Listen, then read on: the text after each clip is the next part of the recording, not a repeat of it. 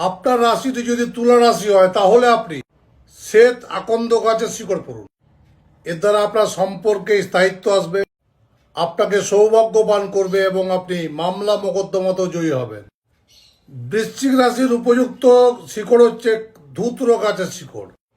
এই শিকড় ধারণে শত্রু নাশ হয়, রক্ষা কবচ তৈরি হয় এবং সাহস বাড়ে। ধনু রাশির জন্য বলবো হলুদ গাছের শিকড়। এতে আপনার ভাগ্য বৃদ্ধি হবে এবং শিক্ষাগত সাফল্য আসবে। মকর রাশির উপযুক্ত শিকড় হচ্ছে অর্জুন গাছের শিকড়। এই শিকড় আপনাকে ধৈর্যশীল করবে এবং কর্মক্ষেত্রে উন্নতি দেবে। কুম্ভ রাশির জন্য শ্বেত আকন্দ গাছের শিকড়।